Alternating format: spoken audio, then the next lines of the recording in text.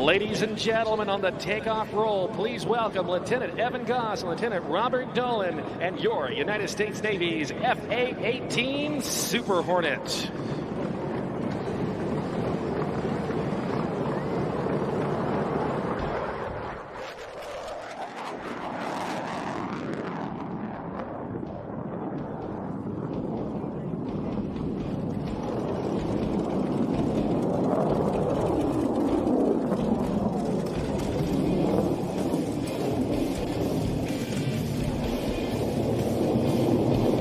Squints and Mac will now reposition for the dirty roll, slowing down to less than 200 miles an hour from the left. They will deploy the landing gear and flaps as they approach show center in the landing configuration.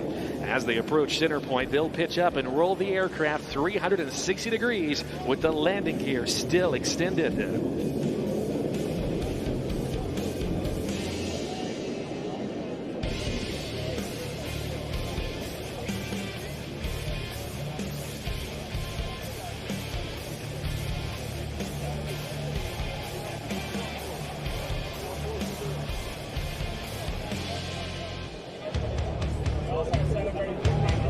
Inbound now from the left, the FA-18 Super Hornet and the Rhino Dirty Roll.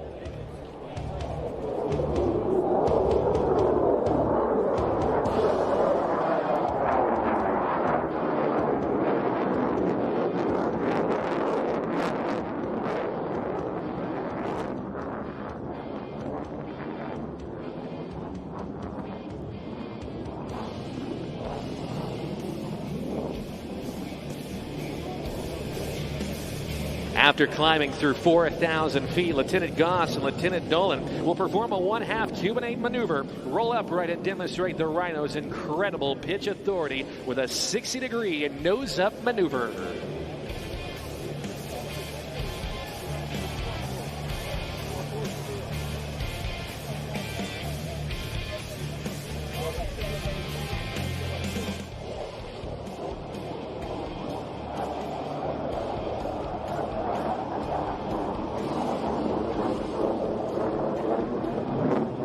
The Super Hornet is unique in its ability to operate at slow speeds and high angles of attack.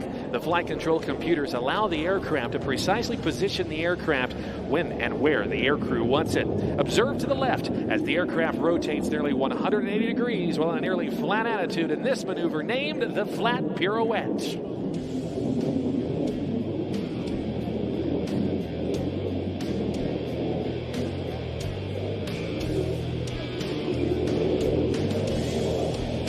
The Super Hornet's engines produce over 44,000 pounds of thrust while an afterburner. This allows the aircraft to sustain 8 times the force of gravity in a very tight turn radius. Whether in a dogfight or avoiding surface-to-air threats, the ability of the Super Hornet to turn in a tight space gives it a tremendous tactical advantage.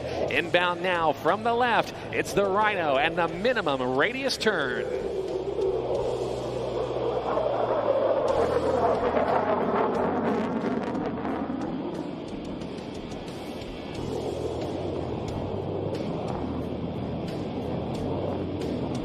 As they complete the MRT, Lieutenant Goss and Lieutenant Dolan will execute a vertical tail stand pushover and proceed outbound for the next maneuver.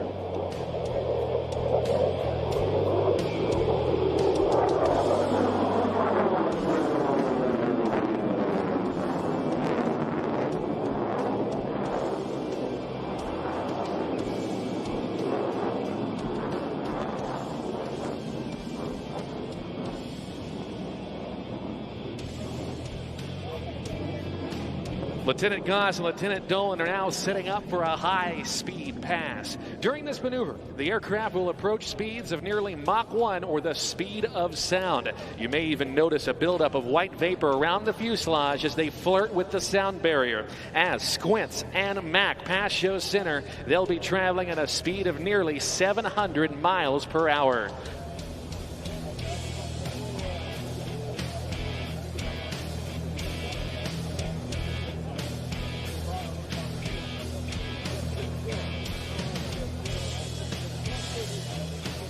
Vegas on your feet from the right and get ready for some incredible noise and the Super Hornet's high-speed pass.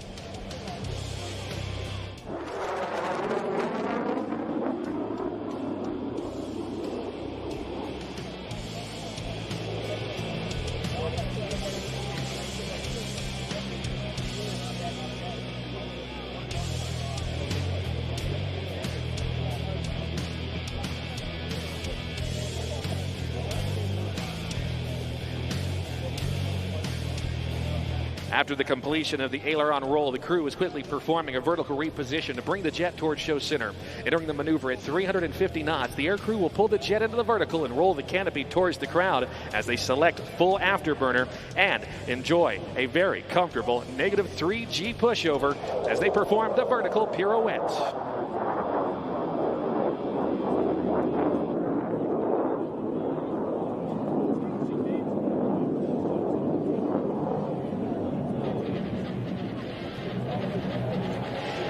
As they pull the nose back up, watch the aircraft as it swaps from nose high to nose low, and they point the jet back towards the ground.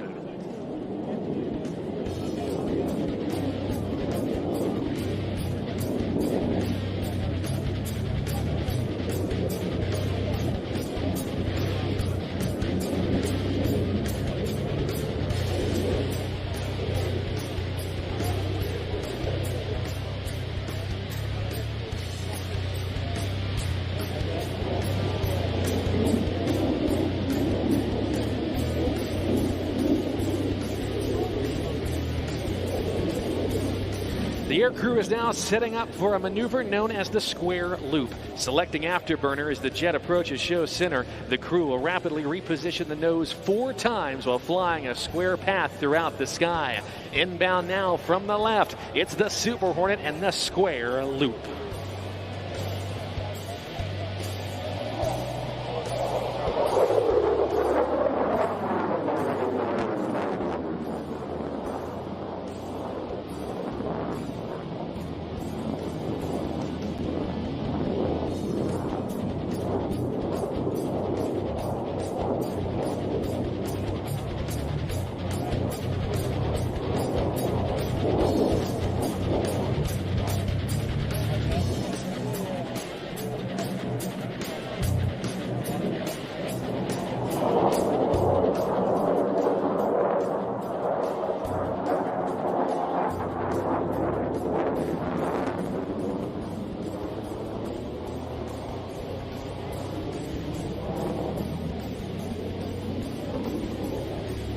Ladies and gentlemen, this next maneuver is an air crew favorite.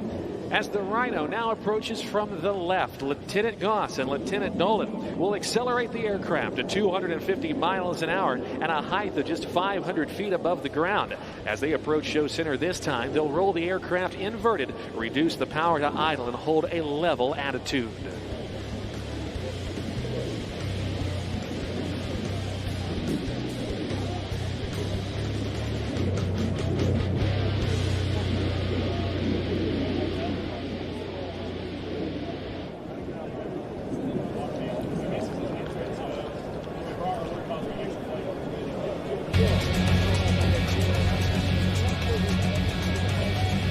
Inbound from the left, it is the Super Hornet and the inverted whisper pass.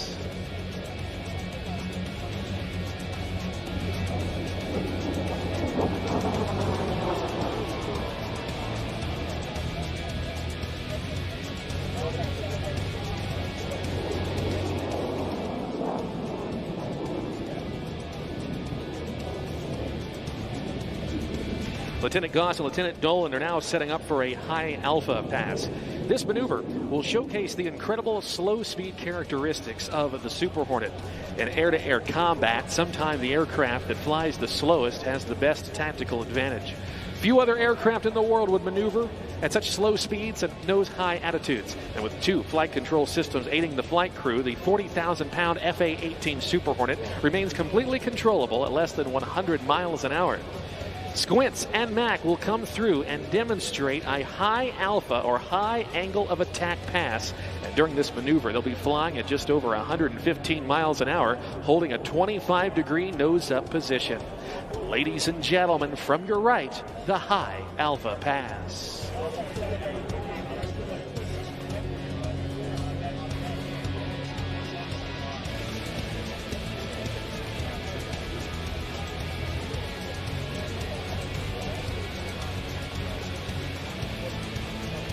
We take this opportunity to go up live to the cockpit with both Squints and Mac to see just how slow they get going.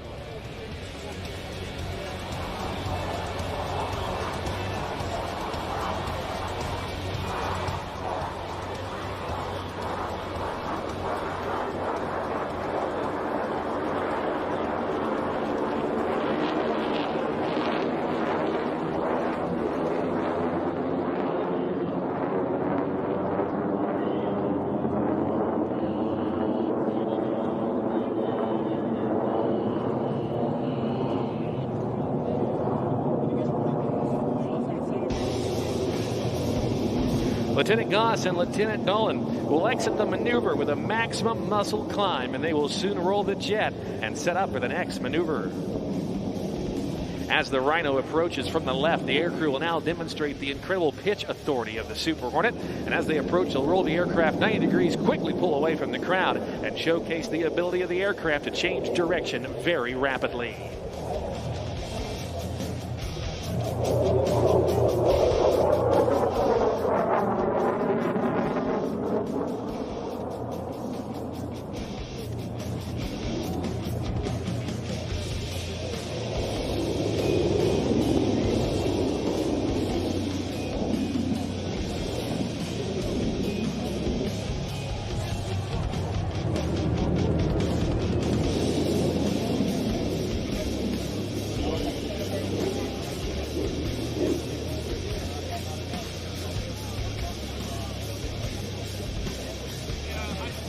The crew is now setting up for another high-speed pass from the right. Watch as they approach at nearly 700 miles an hour, just shy of the speed of sound.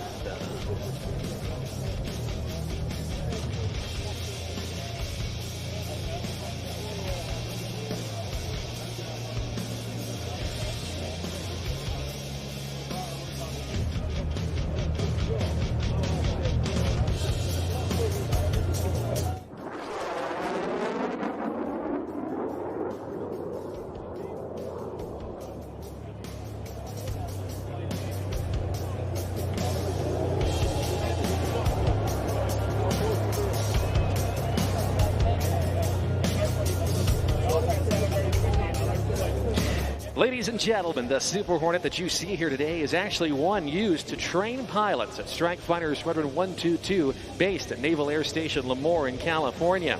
Squints and Mac serve as instructors, teaching new aircrew how to employ the Super Hornet. At this time, get your cameras ready as Squints and Mac reposition for the photo pass. The aircraft will pass show center a 90-degree angle bank turn at 300 feet and 650 miles an hour.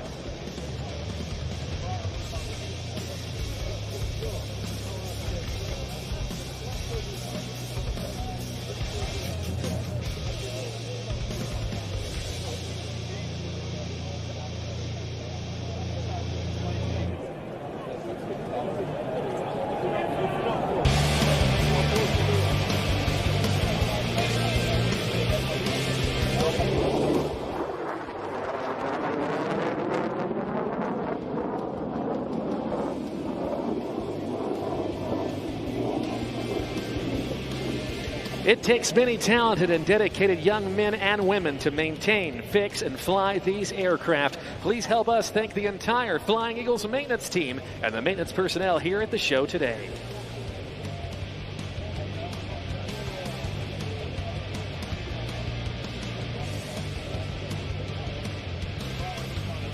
We want to say thanks to ADC Leclerc, 81 Laura, 82 Kimura, AME2 Loman, and AE3 Fields, AM2 Holmes, and AT3 Payne, our Flying Eagles maintenance team.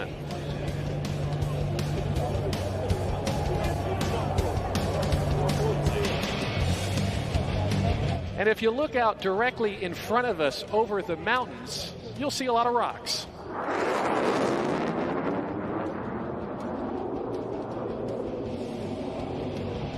The Super Hornet completing that, the sneak pass from behind, just shy of the speed of sound. We are very thrilled to host the West Coast Rhino demonstration team. This is one of several show sites on their North American and international tour this year. Their next show site will be that of Marine Corps Air Station Iwakuni in Japan here in just a couple of weeks.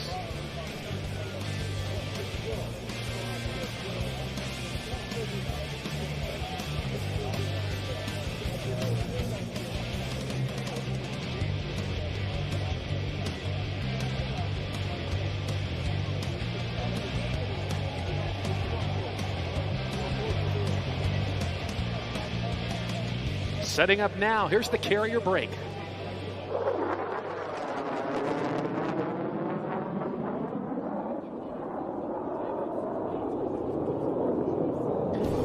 The job of a naval aviator is not complete until the aircraft is back aboard its floating home. To approach the aircraft carrier is often one of the most dangerous parts of a naval aviator's mission. Landing their aircraft at 130 miles an hour and just on a few hundred feet of floating steel is extremely challenging and a great matter of pride.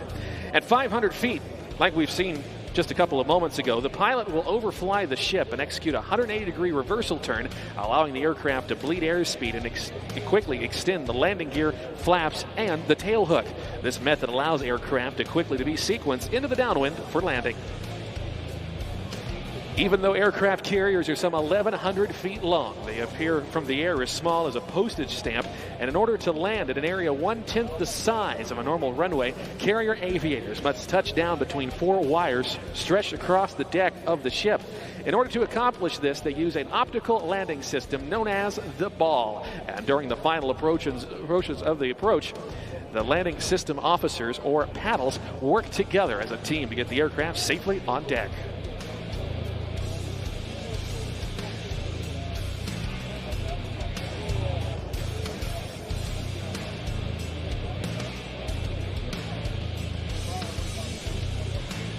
Ladies and gentlemen, on behalf of the United States Navy, we thank you for allowing us to demonstrate the flying capabilities of the Super Hornet. Ladies and gentlemen, let's put our hands together for the crew, Lieutenant Evan Goss and Lieutenant Robert Dolan in the Super Hornet, the FA18.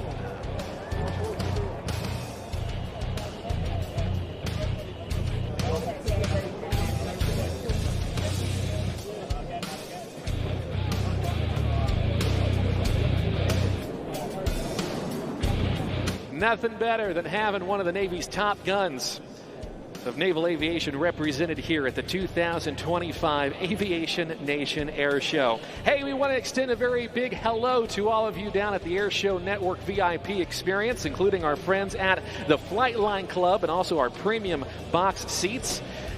And we want to make sure that you're all having a good time. And if you've got a seat, we do kindly ask that you sit in your area so all of your fine friends and family who are around can have a nice view. And of course, you too can experience the Air Show in great comfort with the VIP experience from the Air Show Network. The Flightline Club offering some comfortable reserved seating with your own table of 2 or 4 seats directly on the flight line, complete with a complimentary lunch buffet and beverages all day as well. Both the Flightline Club and the premium box seats offer come and go access all day, and great seats are still available. You can get your tickets at aviationnationlv.com or by visiting the entrance of those locations with the blue feathered flags. Well, right now, ladies and gentlemen, it is time that we change up the pace as we go from high-performance afterburning aircraft to one of the heavy lifters of the United States Air Force, and this being the newest aero refueler for the USAF. It is the Boeing KC-46 Pegasus. It is on the takeoff roll now.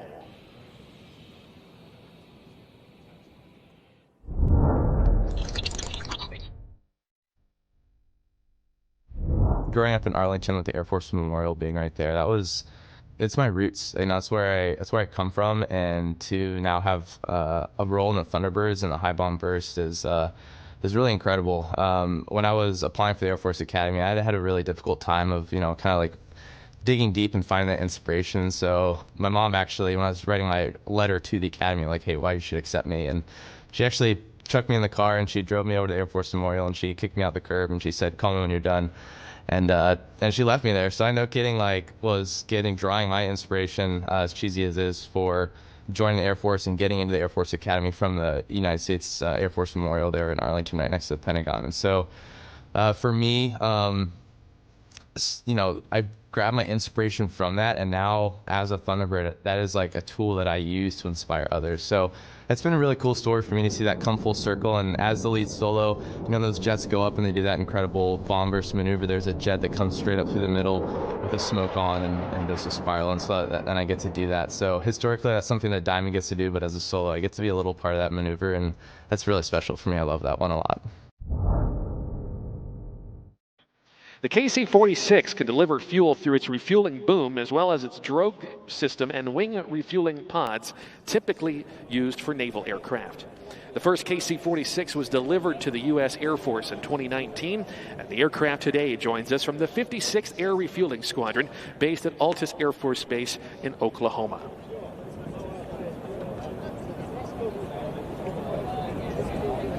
It is my pleasure to present to you America's newest and most advanced tanker, the Pegasus, affectionately known to the crews who fly it as the Yeti. During this next pass, the KC-46 Pegasus crew will deploy their air refueling boom to simulate preparing for air refueling operations. During air refueling, receiver pilots and KC-46 boom operators work together as a team, maintaining stable position of upwards to some 20 minutes with only around 20 feet between the bodies of each aircraft. So large are each of the aircraft at times that even the slightest movement from one will affect the aerodynamics of the other. Normally accomplished at altitudes in excess of some 20,000 feet, they're going to give you an amazing demonstration of this at just a mere 1,000 feet above the ground. To start off today's demonstration, the crew from the 56th Air Refueling Squadron and the 730th Air Mobility Training Squadron will perform a high-speed pass with the boom deployed. Be sure to get your cameras out and at the ready, as this will be your best photo opportunity to capture a picture of the KC-46 in flight.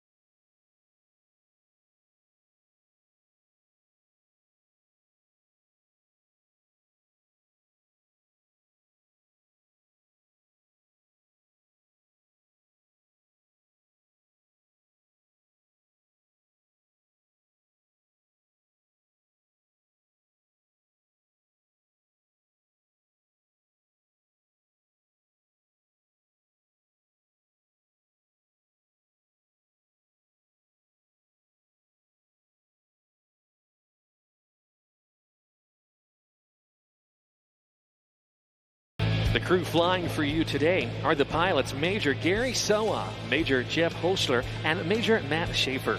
They're assisted by the boom operators Technical Sergeant Austin Wilson and Staff Sergeant Braden Scarborough. Their maintenance crew on the ground joining them this weekend are Mr. Paul Collins and Mr. Corbin Reese. The 97th Air Mobility Wing at Altus Air Force Base, Oklahoma, has the unique mission of training the world's C-17, KC-135, and KC-46 pilots, loadmasters, and boom operators. Every year, over 2,000 students graduate from the rigorous aircrew training at Altus.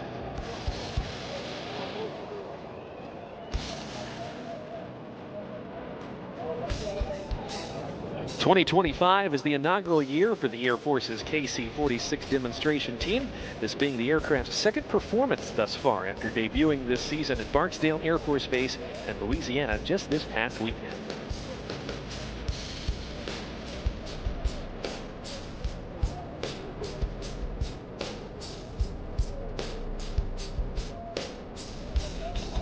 The KC-46 is now maneuvering for its landing attitude demonstration.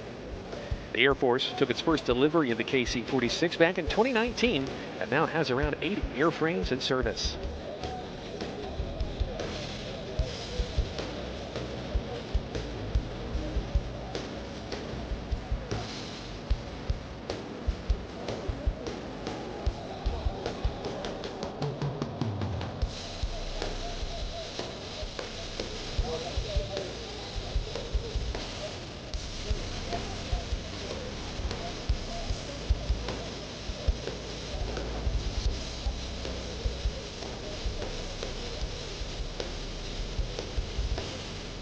The aircraft, based on the Boeing 767-200 airliner, its basic crew is 2 pilots and a boom operator with an advanced refueling boom new for aerial tanker aircraft, driven by a fly-by-wire control system, as well as an integrated hose and drogue system. The KC-46 can offload fuel to most receiver-capable aircraft, including U.S. Air Force, Navy, Marine Corps, and partner nation aircraft. This airplane represents the beginning of a new era in air-to-air refueling capability for the Joint Force. The aircraft has been in development since 2011, with its initial flight occurring in December of 2014. The current contract with options provides Air Mobility Command an inventory to obtain 179 KC-46A tankers.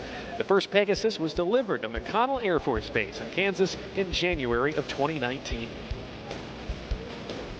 The KC-46 is now maneuvering for a low-speed pass within about 10 feet of the runway surface. This landing demonstration is performed to show student pilots the proper landing picture for a safe touchdown.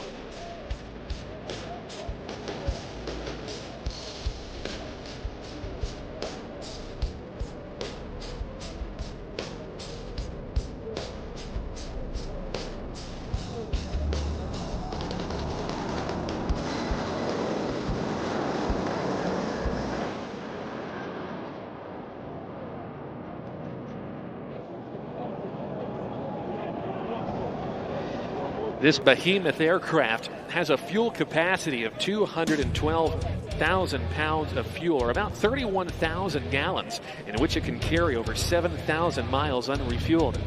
With a 65,000-pound cargo capacity on board, the KC-46 can accommodate a combination of up to 144 passengers, 58 patients for aeromedical evacuation, or up to 18 pallets of cargo.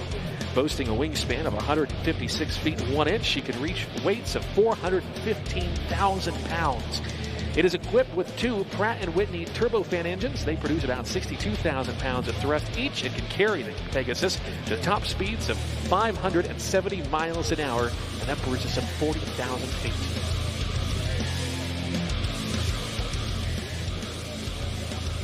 Setting the KC-46 apart from its other legacy tankers is it's armed with data links and an advanced battle management system connecting the multi-domain warfighter, providing tactical situational awareness and real-time information superiority.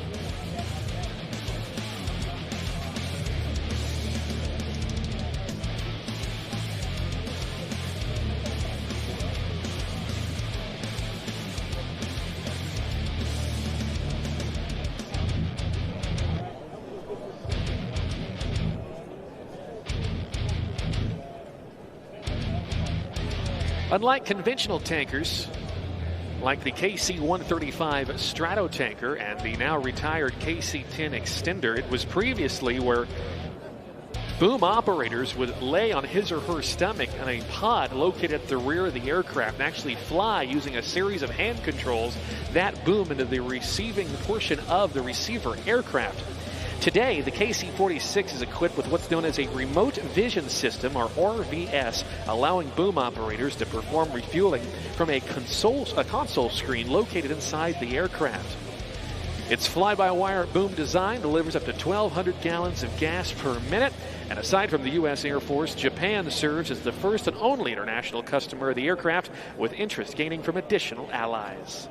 From the right, Major Soa, Major Hochler, and Major Schaefer are going to execute an overhead maneuver. Listen to the unique sound the aircraft makes as it begins to slow, and they bank the aircraft to some 45 degrees.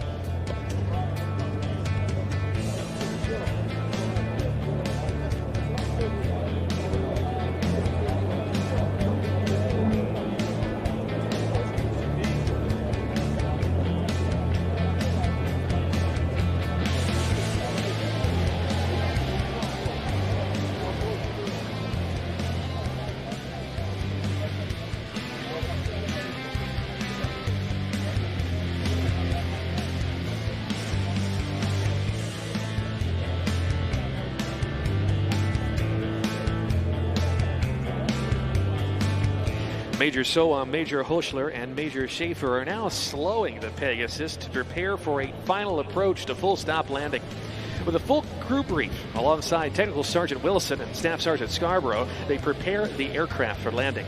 Picking up the proper sight picture, the crew establishes a 180-degree downwind leg of the landing pattern.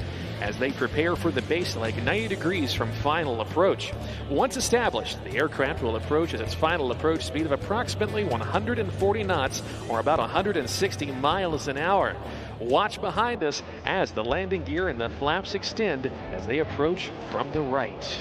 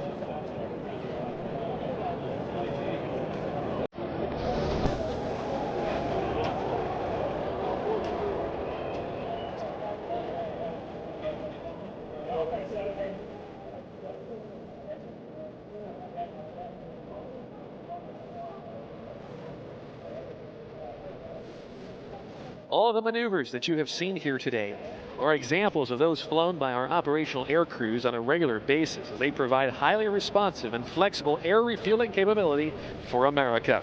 They hope you've enjoyed today's performance. Please like and follow the team on Facebook and on Instagram, and be sure to tag your post at KC46 Demo Team. This concludes today's demonstration, and on behalf of the men and women of the United States Air Force, Air Education and Training Command and Altus Air Force Base in Oklahoma, they thank you for being with us today and hope you've enjoyed this brief look at the KC-46A Pegasus, America's newest aero refueler, which will continue to provide rapid global mobility for America today, tomorrow, and well into the 21st century. Ladies and gentlemen, for the 2025 Aviation Nation Air Show, let's give it up for the KC-46 Pegasus.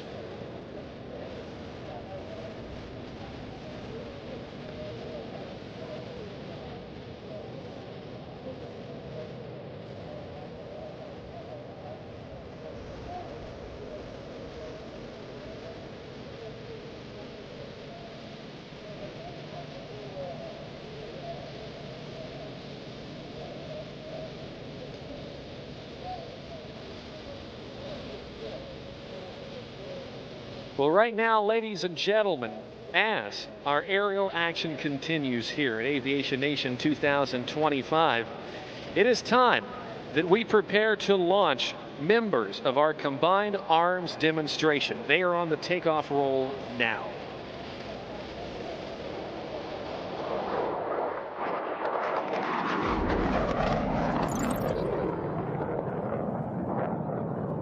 First to the perch, the F-16 Fighting Falcons, better known as the Vipers of the 64th Aggressor Squadron.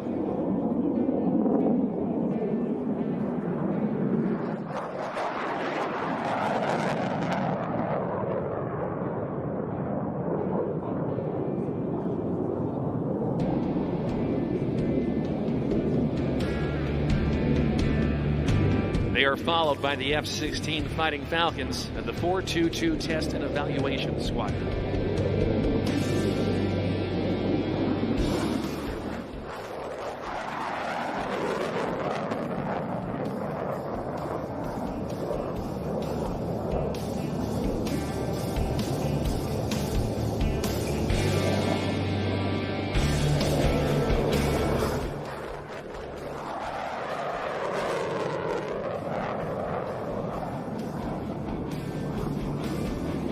Next, the newest 5th generation stealth fighter for the U.S. Air Force, the F-35A Lightning IIs.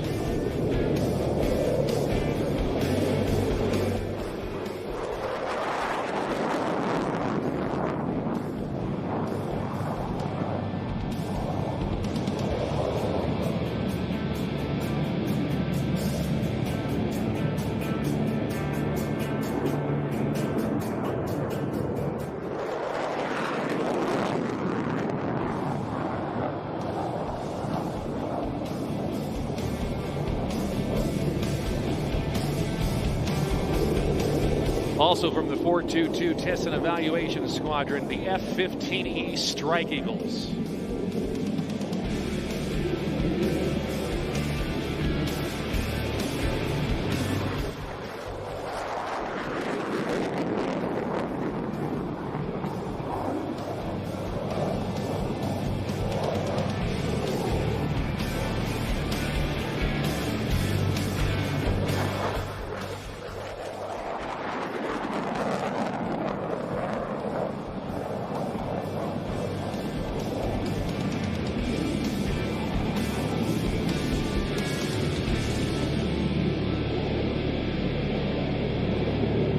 The aircraft will be joined by that of the HH-60 Pavehawk helicopters, the Jollies, from the 88th Test and Evaluation Squadron, as they now lift from the Jolly pad located to our left. Also on the takeoff roll, the A-10 Thunderbolt IIs, better known as the Warthogs.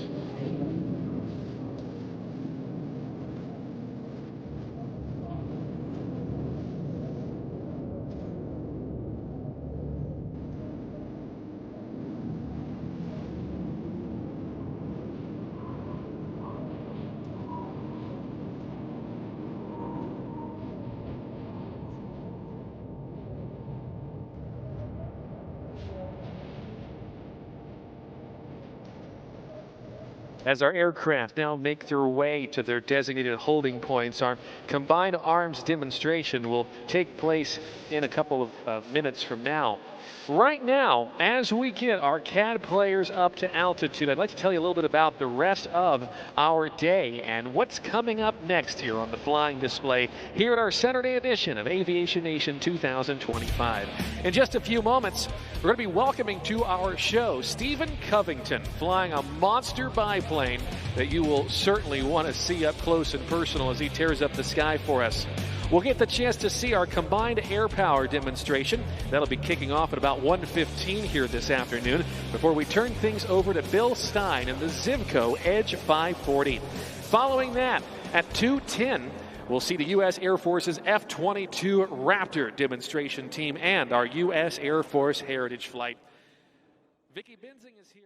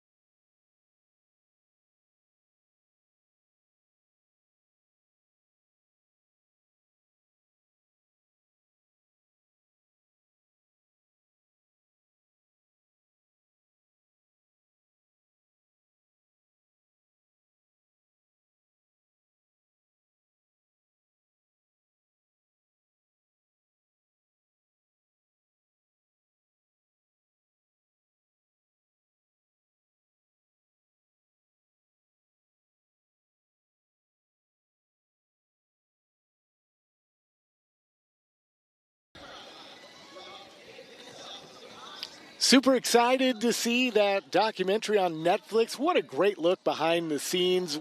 I mean, so many people to get these aircraft in the air. They have never missed a demonstration because of maintenance issues. That's absolutely incredible when you stop to think about it. So Air Force Elite Thunderbirds only on Netflix on May 23rd. So super excited to tune in and see that. And if you are just tuning into our show here at Aviation Nation 2025, we've got Stephen Covington taking off right now in his Pitts S2S. We just saw the combined arms demo launch a few minutes ago. That's going to be cool. That's going to be cool. That's coming up here in just a few minutes. And then you can see Thunderbirds, the live show this afternoon. We saw the KC-46 earlier, the F-22. What a cool multi-role fighter, air-to-air, air-to-ground. I mean, just so much to see here at the Nellis Air Force Base flight line.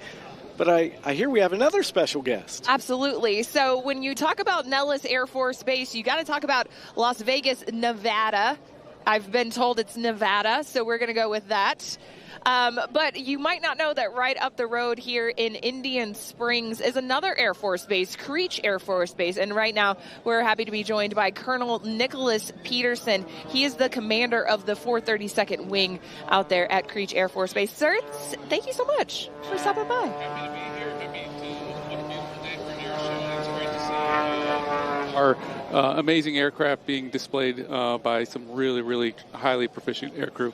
Absolutely. Tell us, maybe for somebody that doesn't know, never heard of Creech, what is it that you guys do up there? Yeah, so Creech is the home of the remotely piloted aircraft. So the MQ-9 is our primary aircraft. And so whereas Nellis is primarily a test and training base, and they're doing some cutting-edge tactics development and refinement, for us, we're an operational base. So our crews are flying 24/7, 365 all around the globe every single day. So while this beautiful air show is going on right now, I've got crews up the road in Indian Springs that are flying missions all over the world. So with remotely piloted aircraft, that's an MQ-9 where the aircraft's someplace else, but we control them from here in the continental United States. And when you talk about readiness and lethality, what you guys do every single day contributes to peace through strength. And it's really an amazing operation out there. No, it really is. And so readiness and lethality is kind of our bread and butter because we are literally doing it every single day. Whereas other units have the AFRGEN cycle, we're pretty much committed at all the time. And so every single day, all around the world, we are flying MQ-9s in defense of this great nation.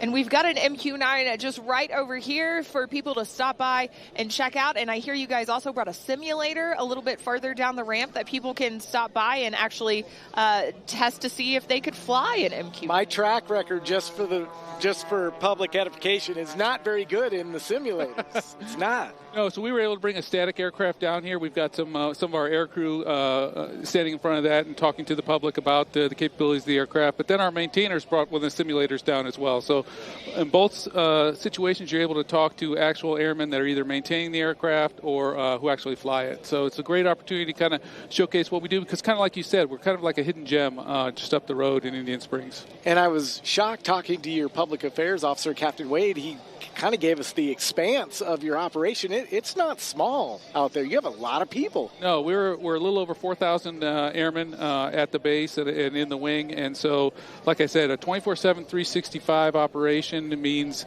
I've got crews that are right now flying. Right now, there's more crews that just got off shift and some that are resting because they're going to be flying this afternoon and into this evening. It doesn't matter if it's a weekend or a holiday. We are flying MQ-9s in support of the nation. It's really a 24/7 job up there at Creech. Tell us a little bit about what it takes to kind of keep the MQ-9s in the air. Being remotely piloted, what does that mean? Yeah, so the one thing I always try to clear up is these are not autonomous. So we are in control at all times. We have a pilot and what's called a sensor operator, which is an enlisted position, a two-person crew that is always in control of this aircraft. It's just pretty amazing the technology that allows us to control an aircraft on the other side of the world from here in Nevada. So it's an absolute game changer. What really makes this aircraft unique is its persistence. So we're going to take off somewhere around the world. We're going to fly for 18 to 22 hours, and then we're going to land. and then our maintainers are going to grab that aircraft. They are going to quickly turn it and generate for another sortie the very next day. And so we talk about combat lines, and that is a mission that's going for, like I said, around 20 hours every single day, and it'll be down for about 2 to 4, and then it'll be back up the next day. It's just constant. And what that does is really provide for our combatant commanders a lot of capability with our unique ability, our camera system. It's just a phenomenal capability that we bring with a lot of persistence, which is what is really our bread and butter. I was curious, they have STEM City here trying to expose, the youth to science, technology, engineering, and math opportunities that abound in the Air Force. But I imagine those skills, that's prime number one in your business. Absolutely. So it is an industry that if you have those skill sets, those STEM, you can apply both on the pilot side if you're thinking about commissioning, or on the enlisted side as a sensor operator or as a maintainer as well. All of those are absolutely vital and will help develop skills that will serve you while you're in the Air Force or if you decide to transition out. So. And you're speaking about commissioning. We talked to General Sullivan this morning, the commander of the 57th Wing here at Nellis, and what we see is a pretty typical track for him, going to the U.S. Air Force Academy and commissioning and becoming a pilot. Kind of tell us about your journey as you joined the Air Force. Well, I did not follow that traditional path, so I decided that I wanted to join the Air Force a little later in my life. I'd already gone through college. I was in the middle of grad school, so I didn't do your traditional academy or ROTC. I instead went to officer training school, and I don't know how many of the public knows that opportunity exists. All you have to have is a college degree. You can talk to a recruiter.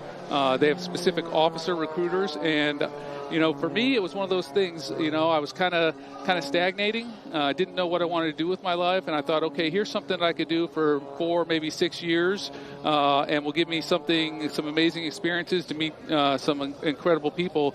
And 23 years later, here I am, the commander of a wing, doing an incredible mission. So I feel truly blessed that I walked into that recruiter's office all those years ago, and it really has been an amazing career for me. Wow. I'm curious, though, you decided to join a little bit later as well in life. You weren't exactly fresh out of, being a 22-year-old. You joined a little bit later, but the door was still open. No, it was. And so I think that's one of the huge benefits of the Air Force and the military in general is if you have a desire to serve your country, to be a part of something bigger than you, it is a great opportunity. And as long as you're willing to work hard and apply yourself, it's an open door for you to come in. And the other amazing thing is I went the aviation route.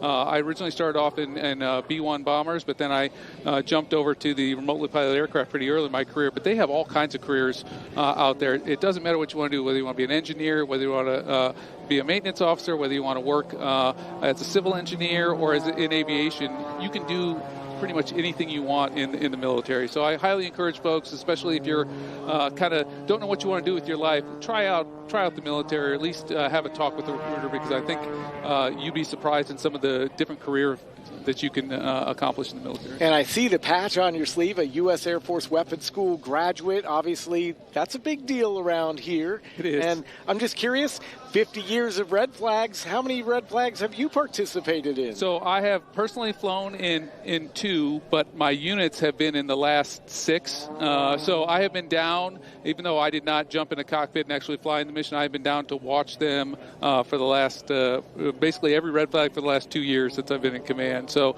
red flag itself is an amazing opportunity, not only for our U.S., but also our joint partners and our international partners as well. And so I can remember the first time seeing some of our allies bring some of their aircraft was at a red flag back when I was a much, much younger aviator than I am now. Absolutely. And, all that information, if you have questions on joining the Air Force or how to find an officer recruiter, all of that available online at airforce.com as we watch Stephen Covington here doing some real acrobatic flying out at Aviation Nation 2025. Sir, I know you're probably pretty biased towards your MQ-9s. But what else are you looking forward to seeing out here at the air show? Well, any chance to see the Thunderbirds, I always try to. So one of the things that I don't know if your audience knows is they actually practice uprange. There's a kind of mock airfield that they have out there, and I can actually see it from my office window when they're practicing. But that's just bits and pieces. But when they put the whole show together, it is an amazing experience. So I'm excited to see them. I'm excited. I saw the KC-46 already take off, and that was pretty amazing. But this demo that's coming up sounds pretty good too, because we saw the looked like a couple F-16s, a couple F-35s, A-10s, and I think there was a Strike Eagle in there as well, all take off right before we came on the air here, and I'm interested to see what they do, because that's always very exciting. Which really speaks to the heart of like environment like the weapons school or an exercise like Red Flag, that integration of all these different capabilities to project power. Absolutely, and that's it's not like an air show. We actually have a mission that we train to, and we base it on realistic scenarios. But it's one of the few times when you can bring all those various aircraft together, and they can each do their individual role to make the overall mission a success. And so it is a phenomenal opportunity, and that's why any chance you get to participate in a Red Flag, you absolutely want your units to participate in that. So. Absolutely. Thank you so much for stopping by today, sir. Thank you so much for sharing a little bit about Creech Air Force Base and the 432nd. Truly incredible work that you guys are doing up there. So make sure you stop by also and check out the MQ-9 Reaper static display here at Aviation Nation 2025. And also try your hand at the sim. I was going to say you better get in the sim before Caitlin does, because after, I don't know, she might break that thing. I'm going to try not to, Dan. I'm going to try not to. But, yeah, so we're watching Stephen Covington right here. Like Colonel Peterson was saying, we've got the CAD demonstration coming up next with all of those incredible jets, and it's going to get loud. So we're going to pitch it back out to the Air Boss and watch a little more Stephen Covington.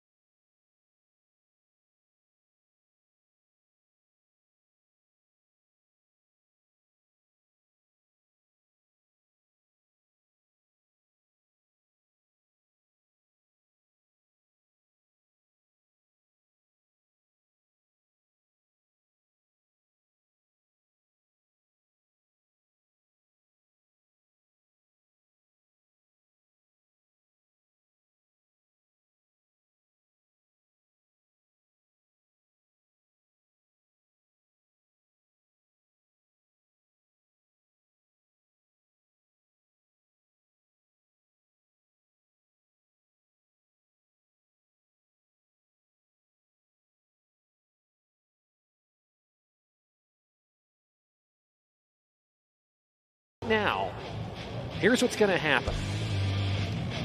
We're about to reenact a scenario, and I want you to give you a heads up about that, because you might hear some small arms fire, you might hear some loud kabooms, and we're going to see some pyrotechnics.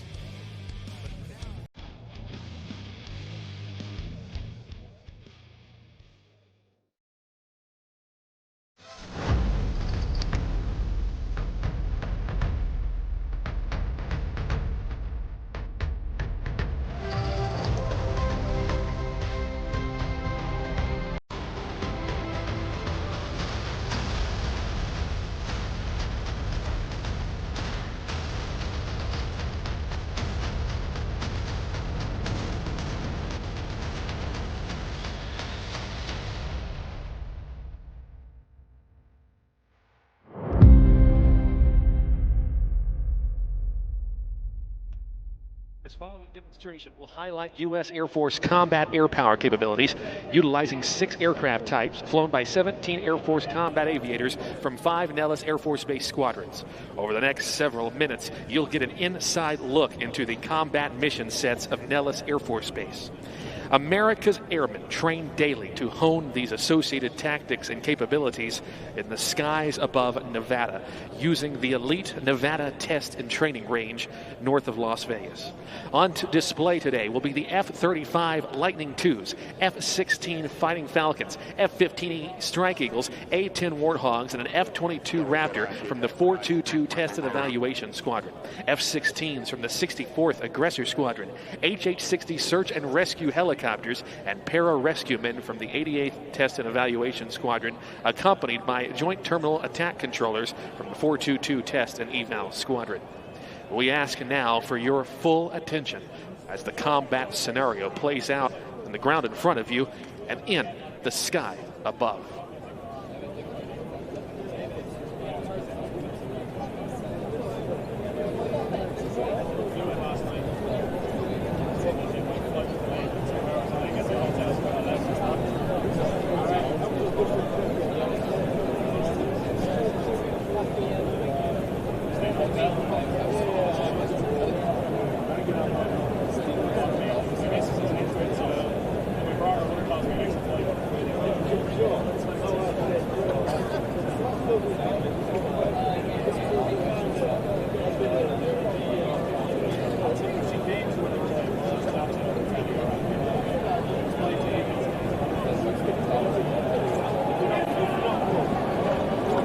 Traveling from the north to south, enemy ground forces are moving to secure an airfield for follow-on enemy operations.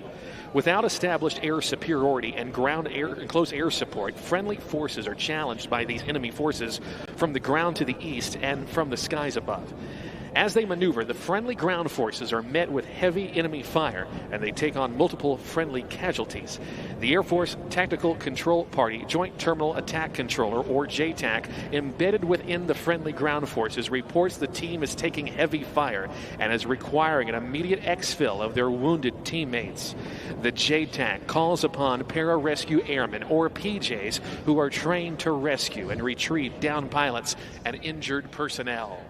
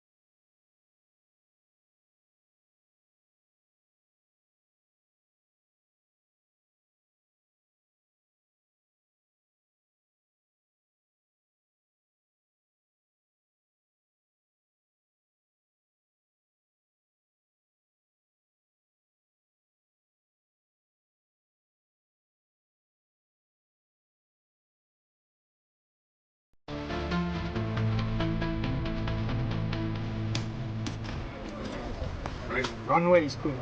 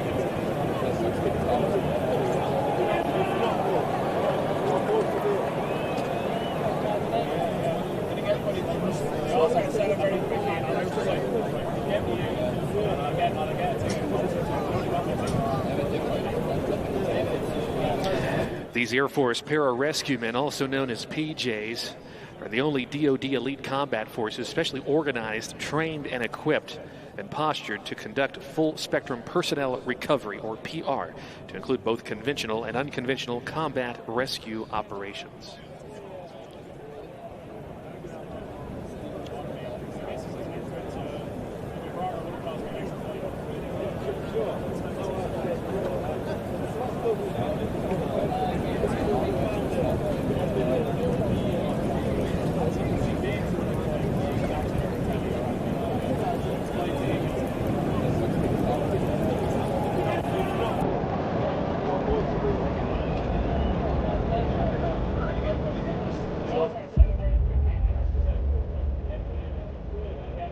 A PJ's primary function is that of a personal recovery specialist with emergency medical capabilities in humanitarian and combat environments. PJs deploy in any available manner to include air, sea, and land tactics into restricted environments to authenticate, extract, threat, stabilize, and evacuate injured personnel while acting in an enemy evading recovery role. The majority of pararescue men fall under the traditional rescue squadrons and Air Combat Command. A small number of PJs are assigned to the Air Force Special Operations Command, or AFSOC, and are vital members to the Special Tactics Team leading personnel recovery operations for U.S. Special Operations Command forces.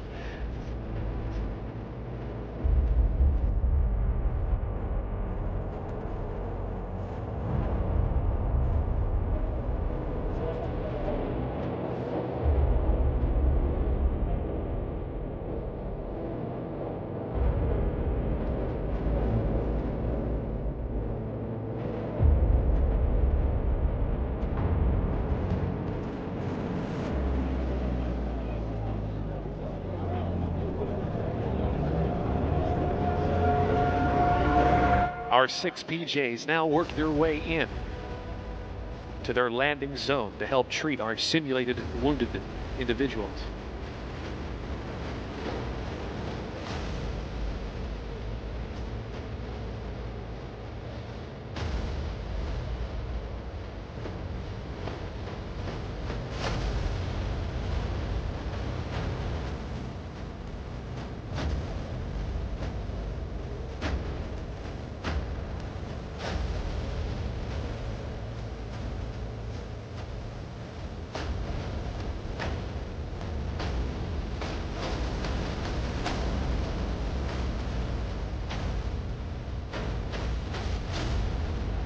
Often as part of these high altitude, high opening jumps.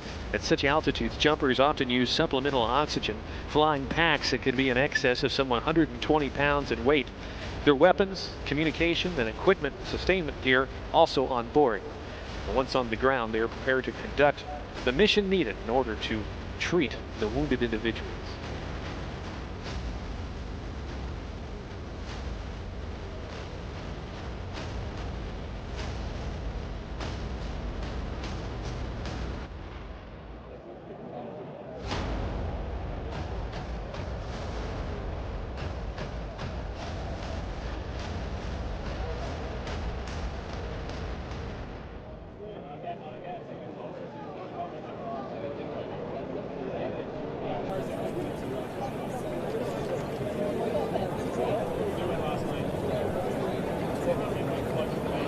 A big round of applause, ladies and gentlemen, for our PJs successfully working their way into the landing environment.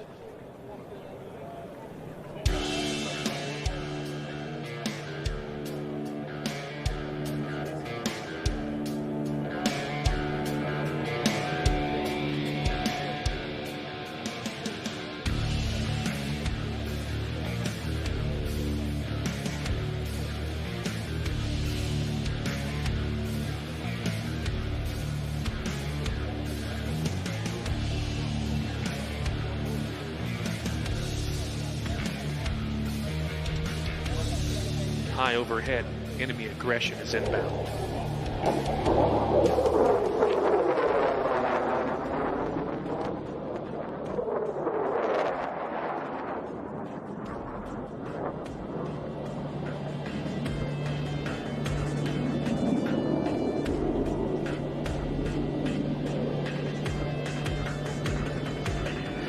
With the enemy aggressor force high overhead, they continue to take over the Allied airfield. Friendly ground forces are forced now to take cover. As they face the threat of being overrun and losing their position, the friendly forces have called in air support from the world's preeminent air power, the United States Air Force. As the aggressor enemy aircraft continue their attacks overhead, the call is received and the fighter support is scrambled to support the friendly ground forces. In response to the enemy air attacks, the F-22 air superiority fighters launched to intercept the enemy aircraft.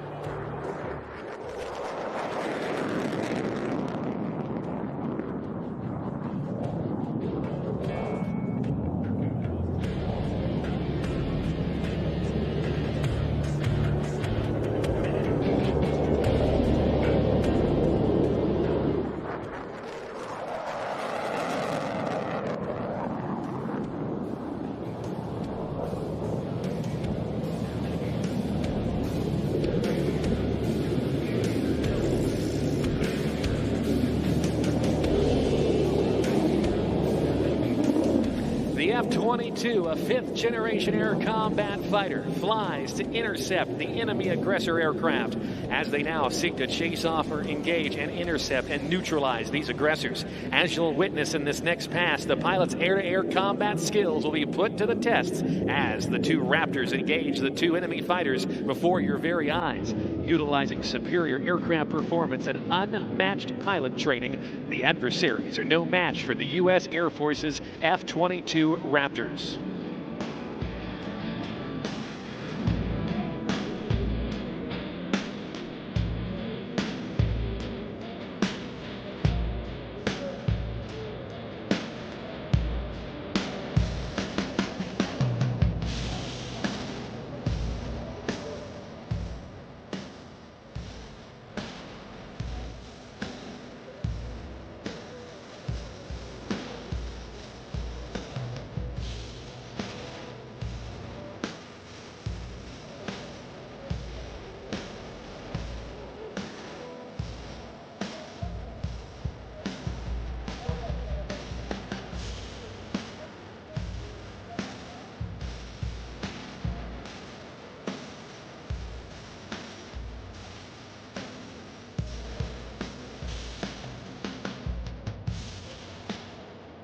From the left, the dogfight begins.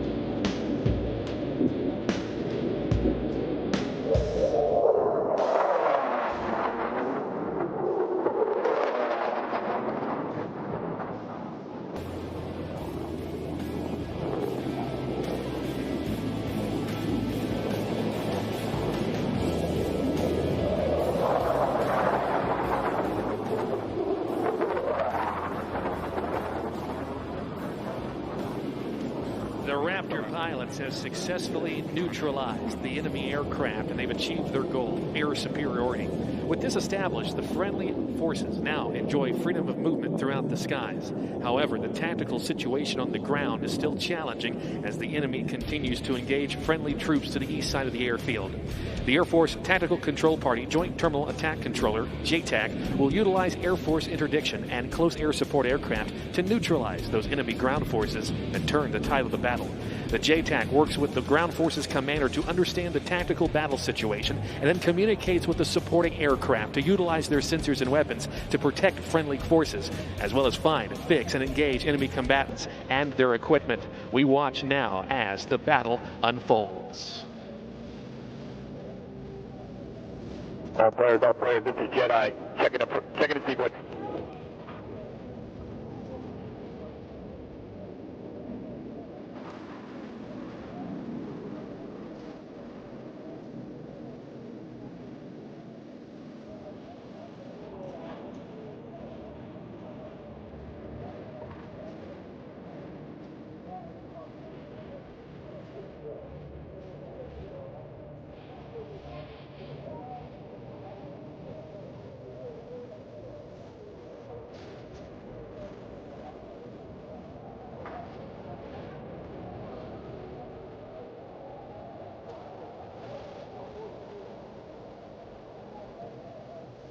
At this time, the two F-15E Strike Eagles and two A-10 Warthogs check in with the JTAC, ready to provide close air support to the friendly ground forces on the airfield. The enemy forces are advancing on friendly positions, and the ground troops become under heavy fire. The JTAC quickly relays the situation to the pilots inbound, and they immediately spring into action. The formations above are equipped with several communication radios, multiple targeting systems, defensive sensors, and nearly 30,000 pounds of combined ordnance. These highly trained aviators will provide armed overwatch at CAS to the friendly ground forces.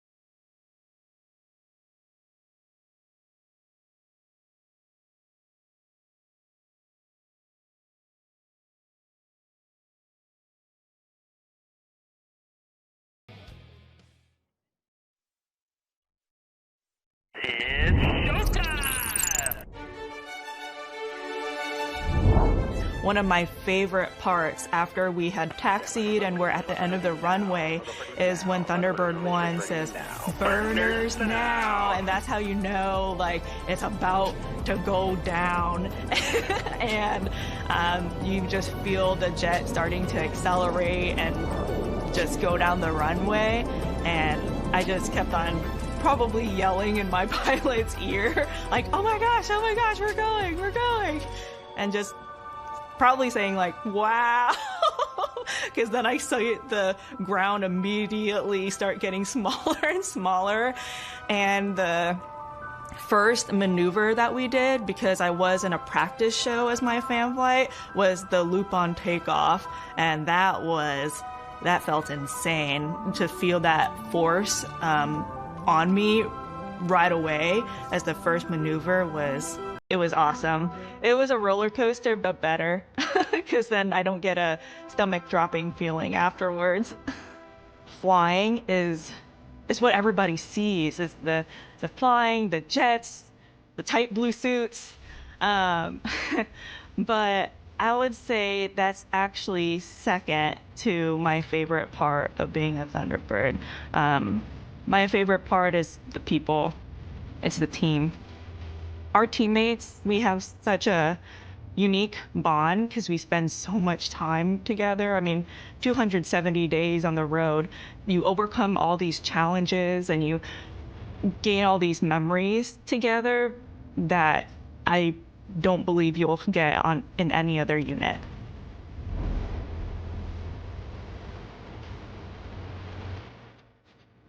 Interdiction and suppression of enemy air defenses. The F-16s and F-35s support this air superiority from enemy fighters and enemy surface-to-air missile systems.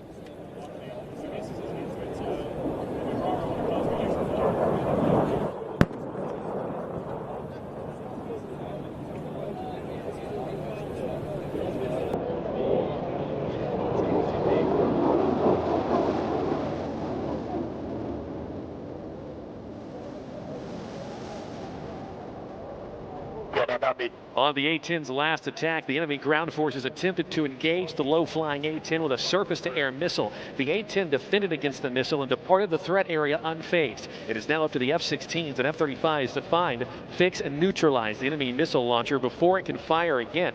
The aircraft utilizes advanced sensors and weapons now as the multi-role fighters plan their attack.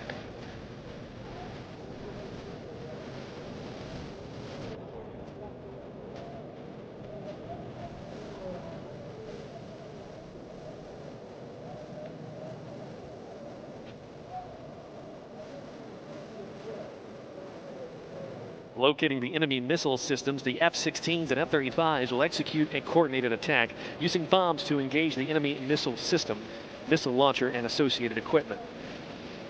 The SA-7 missile system is a man-portable air defense system, or a MANPAD, meaning it is designed to be carried and launched by a single person or a small team. We watch now as Bolt and Viper continue to push their way inbound to engage the enemy ground forces.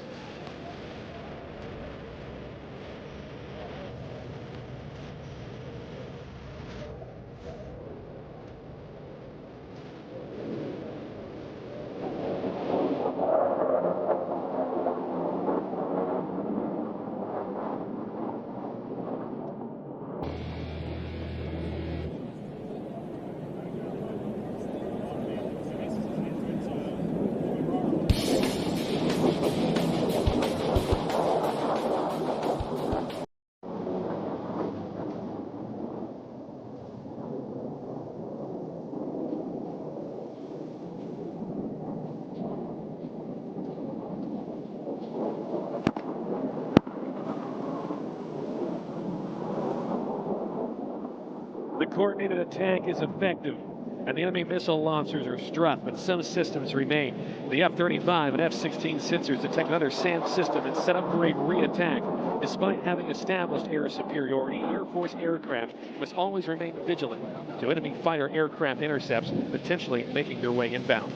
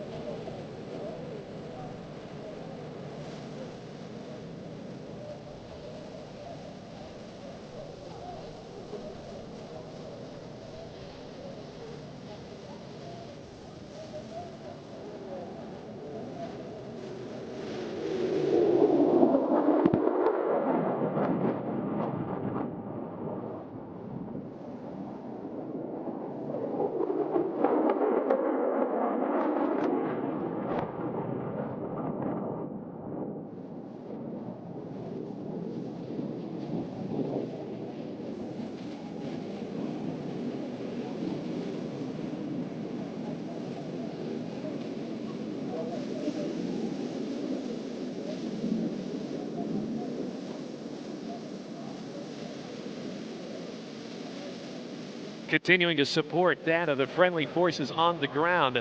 The F-35's call sign Bolt 1-1 and Bolt 1-2 repositioned to continue their air-to-ground strikes. In addition, the F-15E Strike Eagles re-enter the fight from the left.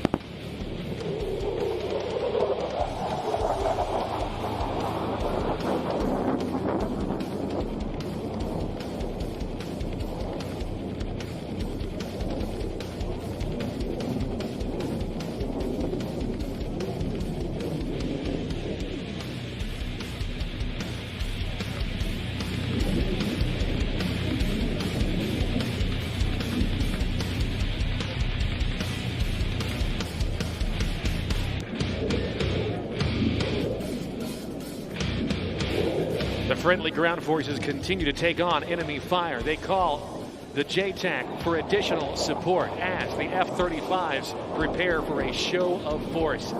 The Strike Eagles, Strike 1-1 and Strike 1-2 continue to provide armed overwatch as Boar 1-1 and Boar 1-2, the A-10s, work their way inbound with the strength of the 30mm GAU-8 Avenger Gatling gun.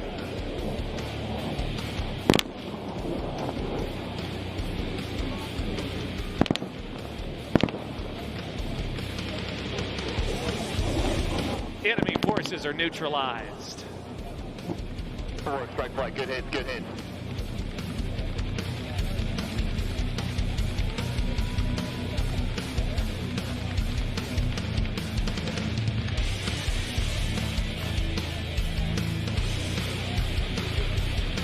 While the ground forces now enjoy the freedom of movement, air superiority continues to be challenged as Red Air, that of the aggressors, work their way inbound once again to engage our friendly air forces.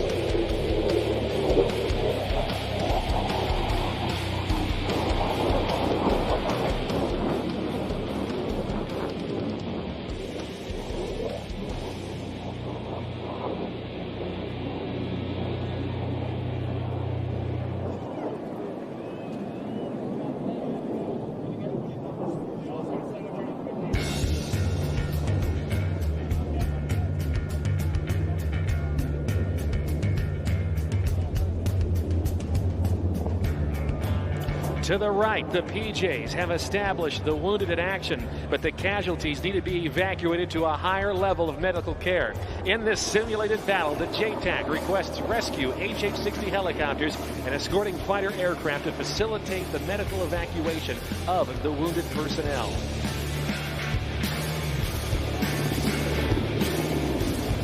The rescue mission commander organizing the forces determines a game plan to pick up these simulated injured personnel, and prior to the pickup, the JTAC mission commander and the strikers will work to neutralize any and all other remaining enemy forces to ensure a safe passage for the rescue helicopters.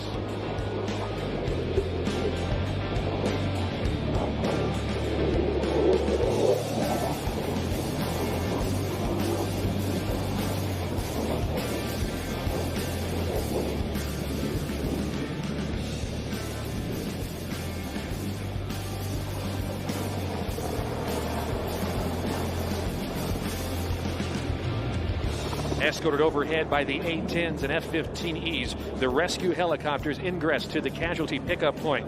The rescue helicopters will work their way into the established helicopter landing zone to land and pick up the friendly wounded ground forces and the PJ team.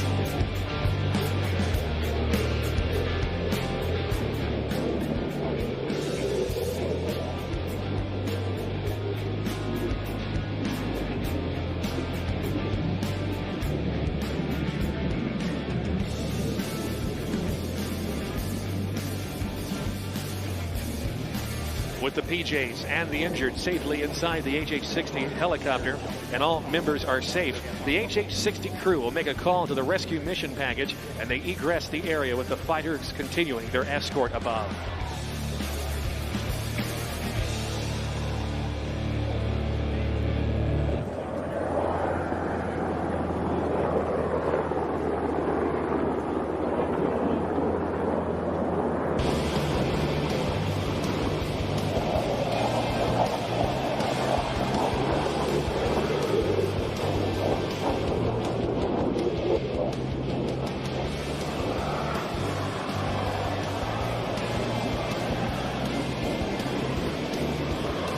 Enemy forces are now effectively 100% neutralized.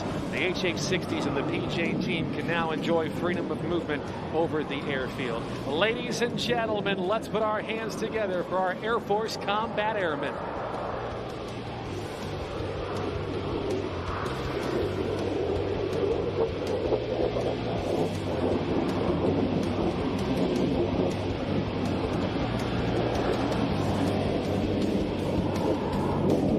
Over the course of the next several minutes, you will see the diverse array of participating aircraft in this combined arms demonstration recover here to Nellis Air Force Base. In a few moments from now, we will see a couple of dissimilar formations approach of 5 aircraft, each with their own unique capabilities, representing a variety of units based here at Nellis Air Force Base. They represent that of the 422 Test and Evaluation Squadron, the 64th Aggressor Squadron, and the 88th Test and Evaluation Squadron, as we bring back home that of the A-10 Warthogs, the F-15E Strike Eagles, F-35 Lightning IIs, F-16 Fighting Falcons, and the F-22 Raptors.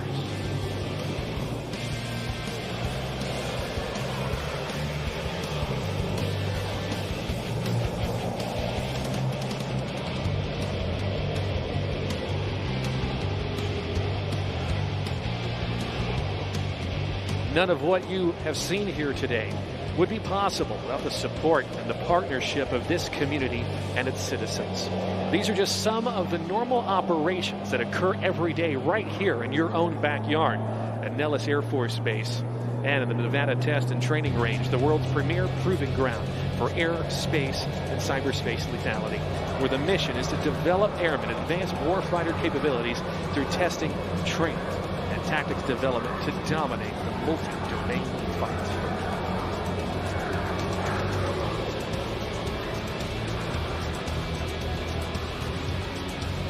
Ladies and gentlemen, this formally concludes the 2025 Aviation Nation Combined Arms demonstration, and we hope you've enjoyed this effort to showcase a few of the wide-ranging combat capabilities of U.S. Air Force and the combat air power of Nellis Air Force Base. If you have further questions about Air Force combat air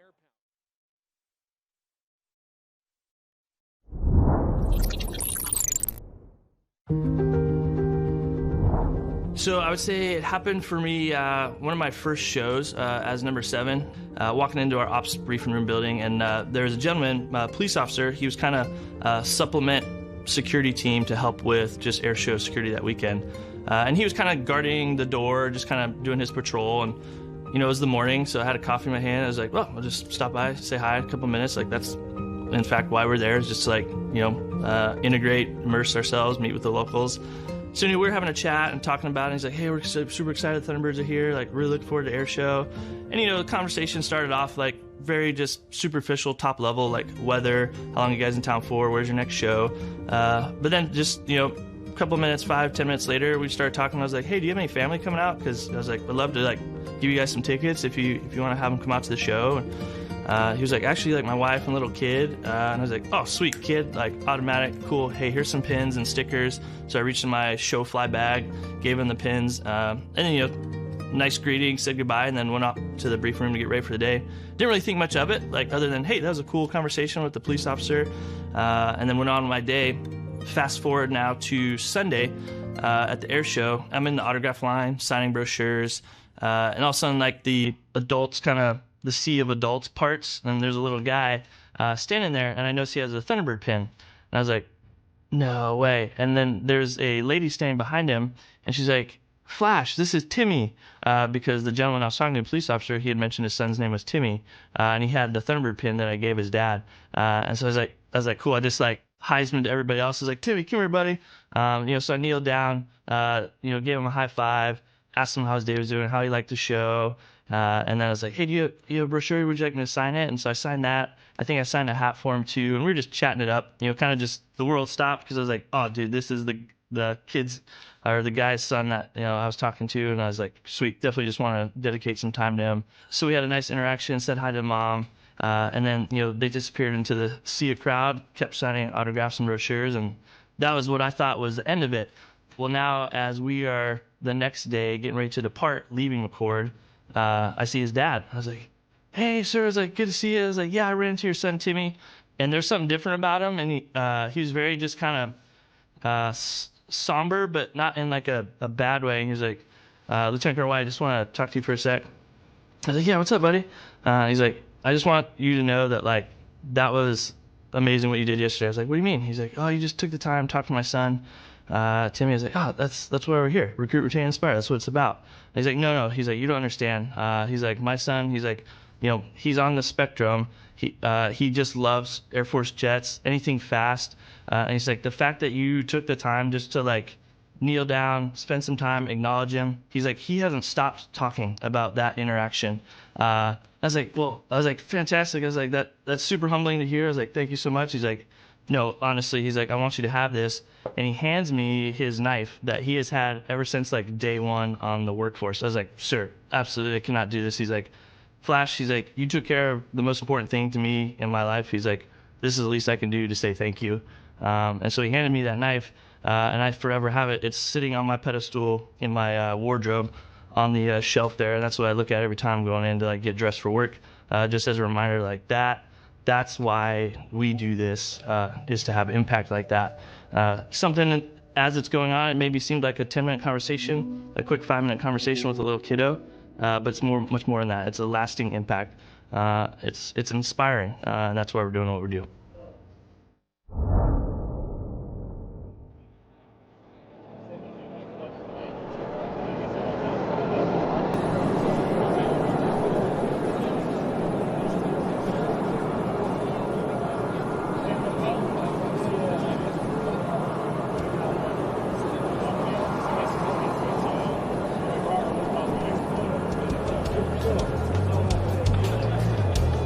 Well, in just a moment, our aerial action continues here at our Saturday edition of Aviation Nation 2025. In just a few moments as well, the assets of our combined arms demonstration will be taxiing by from the left, and we encourage you to wave your hands, wave your hats up high in appreciation for that very exciting and multifaceted performance that we've had the chance to witness here today. Landing now, the F-35s to our right. The F-15E Strike Eagles also in the turn. And as soon as we get the A-10 Thunderbolt II safely down on deck, our air show action continues here at Aviation Nation 2025.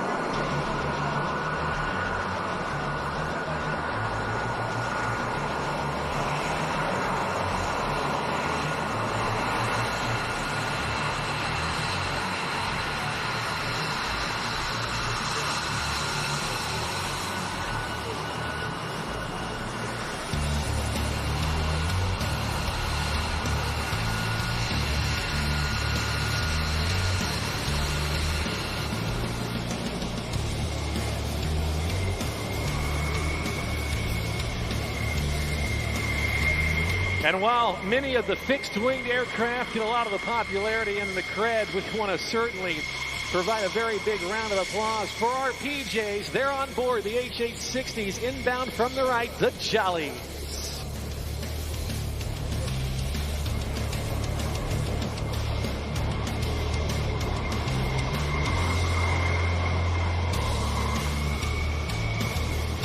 And you can see them there in the helicopter. Give them a big wave.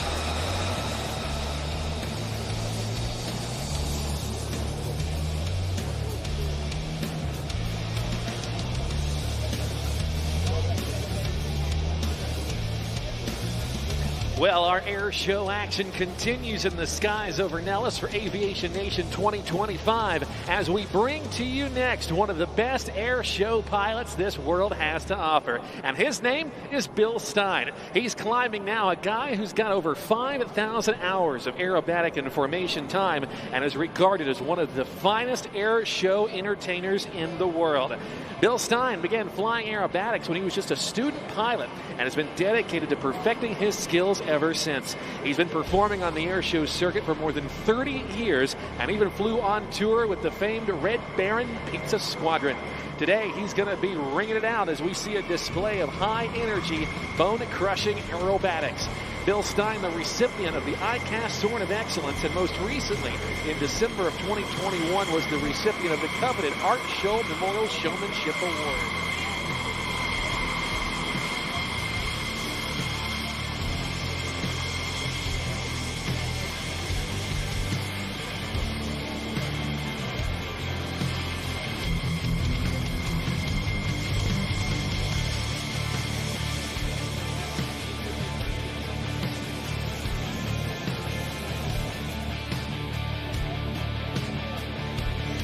Bill Stein begins his power aerobatic routine for us from about 1,500 feet above the ground for what is known as his air start. You can see the smoke come on.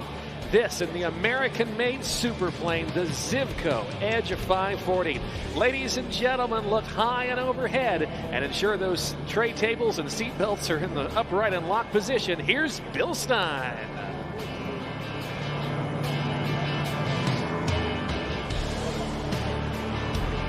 With a 10G pull into the vertical, we're going to watch him as he climbs skyward, running out of airspeed, as he will soon be dropping this airplane out of the sky. Watch him as he goes through this, the knife edge spin, dropping this aircraft out of the air at some 4,000 feet per minute.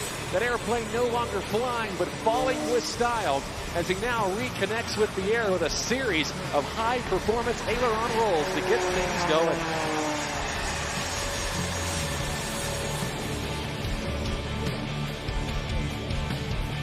Bill Stein, as I mentioned, one of the best aerobatic pilots anyplace and by far one of the most friendly. He has incredible credentials as an aerobatic coach, a formation pilot, and as a solo aerobatic performer as he completes this, the Nicolator. We're going to watch him now. We talk a lot about G-forces and the amount of G's that these aerobatic pilots pull.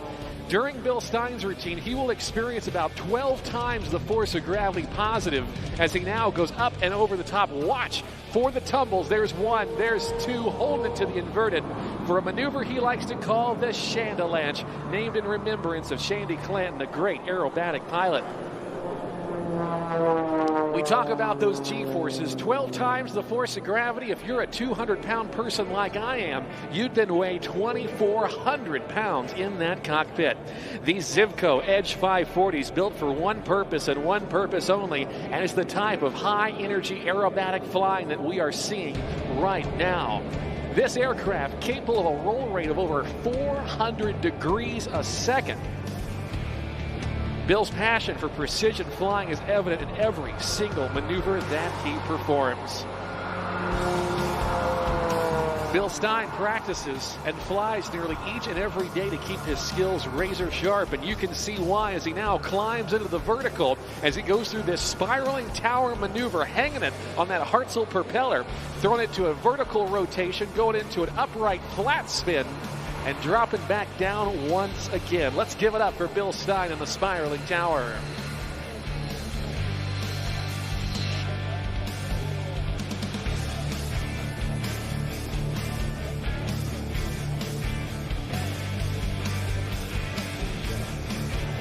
During Bill's performance, he will actually be using the gyroscopic force of the engine and the propeller to at times fly this aircraft seemingly out of control. And there are moments that he's along for the ride, but he knows exactly when to put in the right input to get back into controlled flight once again. Pushing himself and his aircraft to the absolute limits as he now trades that altitude for airspeed as he dives in at some 220 miles an hour for his next maneuver he calls the corkscrew.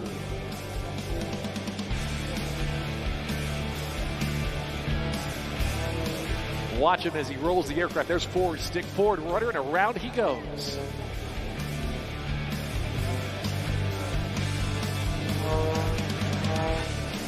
And completing that maneuver with a snap roll and a couple of aileron rolls down to airshow left.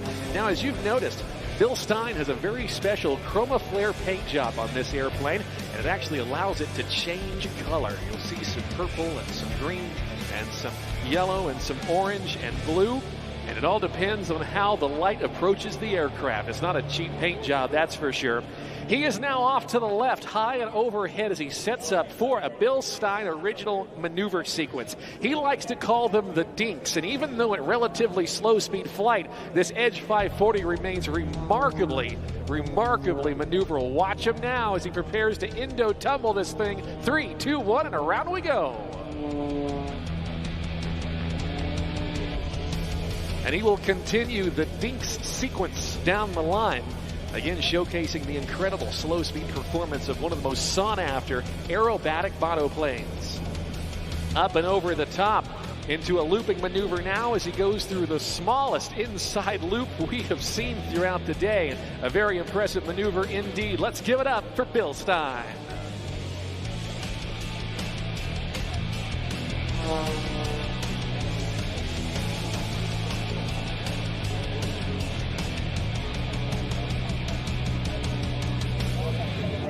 A whole lot of hashtag no for me. Nose for tail, tail for nose. Where does it stop? Only Bill Stein knows. He is going to recover from that centrifuge maneuver and fly it into the vertical for the torque roll. You saw Stephen Covington do it a little bit earlier, but this was a maneuver first invented back in 1972 by the great Charlie Hiller to win for the U.S. the gold as Bill Stein continues to roll the airplane to the left, the propeller turning in the opposite direction, letting him hang that thing on the prop with airspeeds in excess of 80 miles an hour in reverse. And there's the recovery. How about it, Nellis Air Force Base? Let's put our hands together for the incomparable Bill Stein and the Zivco Edge 540.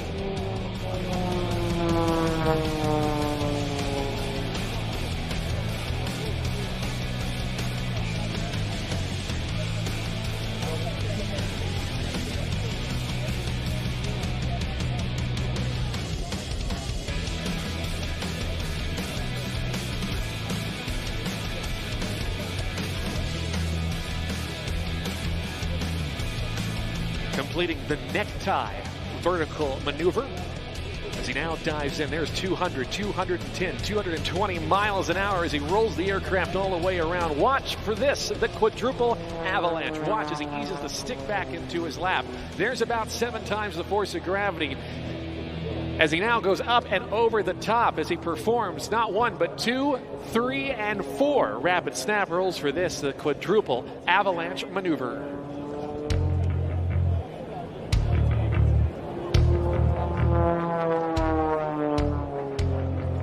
A quick 4-point hesitation roll as he exits stage left. Once again, let's put our hands together, everybody, for Bill Stein of the Zivco Edge 540. Flying this airplane always but straight. The maneuvers that you are seeing today, not so much that of stunts nor daring feats, but rather refinements of precision airmanship. Bill Stein, known as the coach's coach.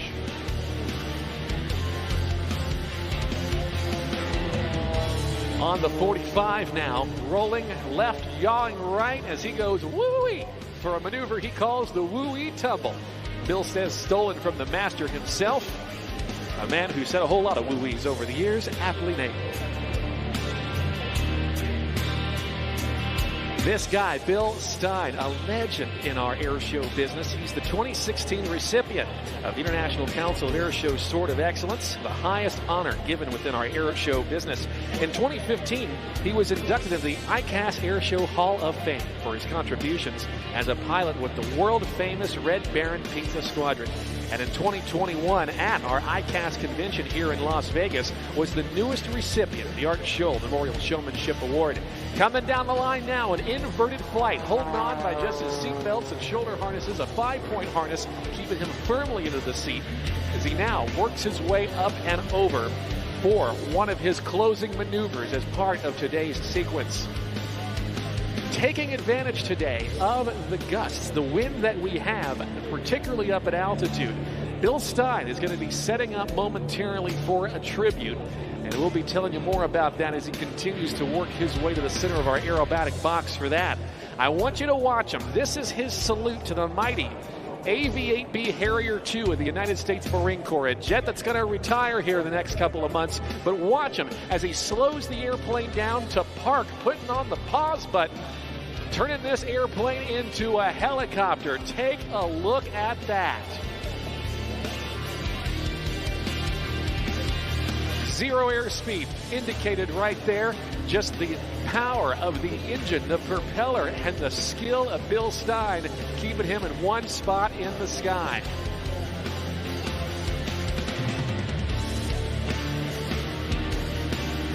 And right about it here, he hits the unpause button. Ladies and gentlemen, let's give it up for Bill Stein and the Harrier Pass.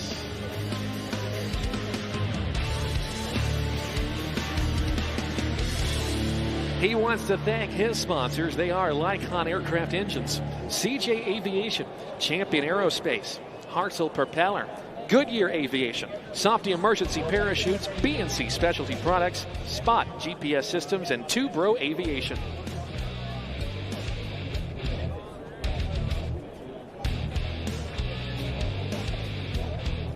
Coming by for his final maneuver. He likes to call this slideways flight. Giving you a look at that big oversized rudder on the Zivco Edge. The aircraft of choice for the Red Bull Air Race World Championships that ran for many, many years up until 2019. And of course, we'll see more Zivco Edge flying later on in our show with our buddy Kirby Chambliss.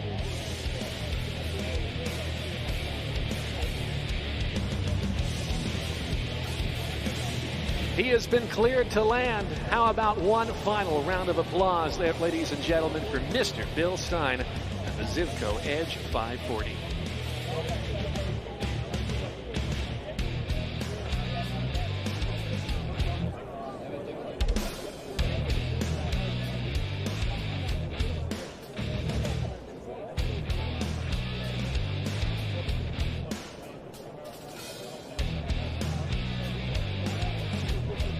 Well, ladies and gentlemen of Las Vegas, I've got a quick question for you. Are you having a good time? Decent. not great. It is indeed an outdoor event. You can indeed use your outdoor voices. Let's try that one more time. Are you, Las Vegas, having a good time? Yeah, that's what we like to hear, us too. Here's what's going to happen, everybody. Our air boss, Kelly Hudson, is working now to secure our airspace as we are just a couple of moments away from welcoming to Aviation Nation 2025 the U.S. Air Force's F-22 Raptor demonstration team. Today flown by Captain Nick Laslatuno. We are going to see the full maneuvering capabilities of America's premier fifth-generation fighter. Laz, an experienced fighter pilot, now in his first year as the commander and pilot.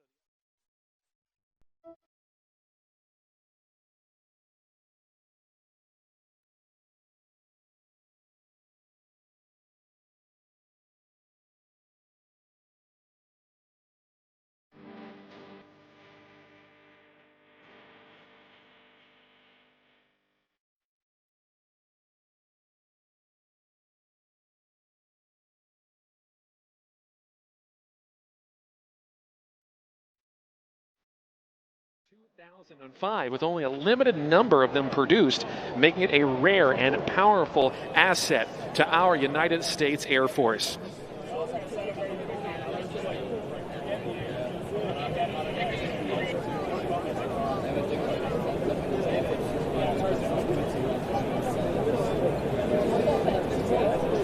Ladies and gentlemen, it is now time. Please welcome the narrator of today's F-22 Raptor flight demonstration from Joint Base Langley Eustis in Hampton Roads, Virginia. Please make welcome Master Sergeant Brady Pummel.